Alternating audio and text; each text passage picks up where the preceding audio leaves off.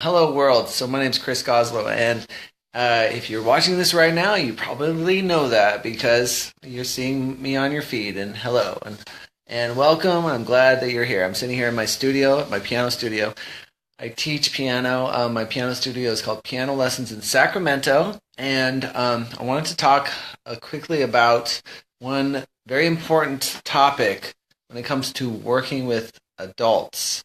I do specialize in working with adults, and I've worked with many adults, and I've gotten very familiar with some of the trends and the needs of adults. And one thing that I think comes up again and again is the work-life piano balance that adults have to deal with. Because not only do they have the desire to learn piano, and if you're watching this, you probably are an adult and you relate, but you also have the rest of your life, which is constantly a high priority, like working and family, of course, the two big ones, and sometimes other things too.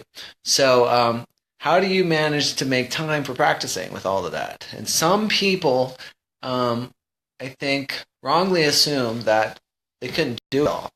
And I'm here to help clarify and take away the mystery around that, and maybe help you see how easy it is to do. First of all, again, like I said, I run a piano studio and I work with adults. I work with a lot of adults. I work with them every week, and I find that they have a variety of situations, and many of them, most of them, are working adults. They're not retired, although I do have students that are retired as well. And there's so anyway. But a lot of my adult students are working, and they're also taking piano lessons. And how do they do that? Well, there is a balance. There is a juggling act going on. And at the end of the day, of course, piano has to kind of take often the back seat to your work and your family situation. That's just how it is. And I have an agreement with my adults from day one that I understand this for them. I understand their needs, and I understand that they have to make number one priority and number two priorities their first priorities. And this is a passionate hobby. It's a fun, recreational means of self-expression and personal enrichment. That's what piano is. And of course, for someone like myself, it's a career, it's a life path, it's who I am, of course. And I love sharing it with other people who may not have chosen it as their career, but they want to be able to sit down and play and learn. And I want to help support that. And I think that when I talk to them right away, I quickly reassure them there's nothing wrong if they don't have 2 hours every night to devote to practicing. Although I do have students who do that, and yeah, it's easier when you're retired most of the time, or if you're a professional, and that's. But if you're not, you want to have some time to do it. How do you make time to practice? Well, the first thing is I want to reassure you that you don't have to make 2 hours a night to practice and learn and properly be a good piano student. You don't have to make even 1 hour every night in order to learn and enjoy and get value out of your lessons. Even maybe even a half an hour a day is a challenge, and you can still do piano lessons. So that's the first thing I want to reassure you. It's not always about the amount of time. It is about the consistency over time.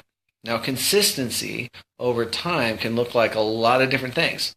It could be, sitting down in the morning before you go to work for a few minutes and playing. It could be when you get home at night for a few minutes and playing. And I generally recommend that students, you sit down to play every day. Forget about the amount of time. Just sit down and play.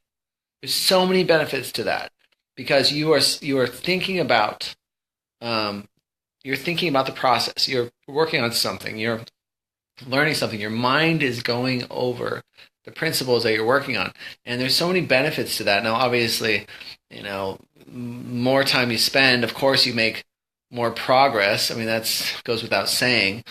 Yet, you sit down, and if you just sit down and play every day, just a wee bit, you'd be pleasantly surprised at the progress you make. A second thing that I tell people is that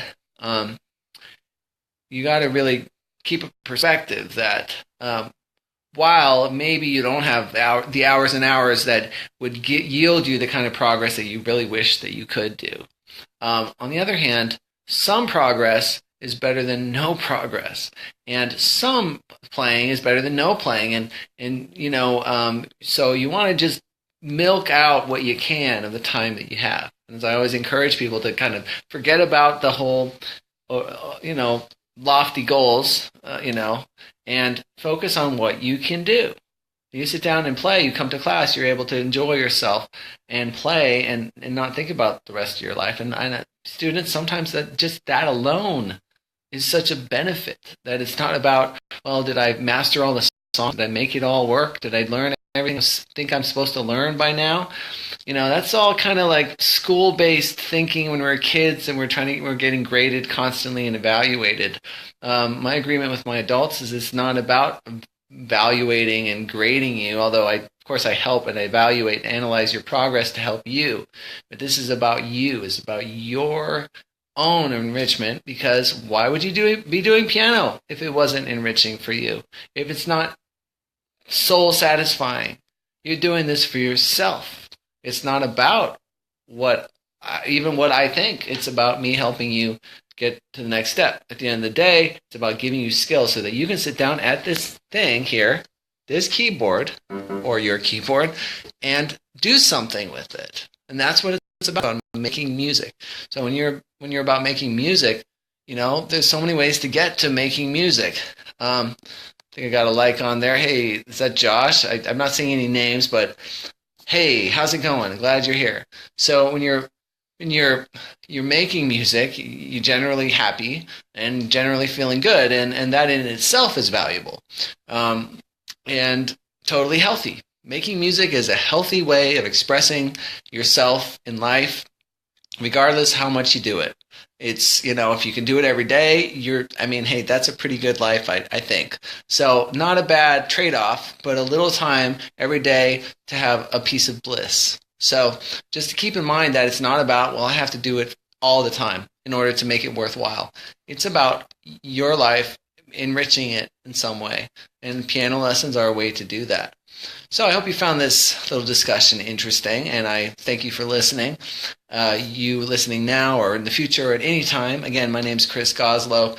I run a piano studio, Piano Lessons in Sacramento, pianolessonsinsacramento.com. And until next time, I hope you enjoyed this video. Have a great night and a great week. Thank you.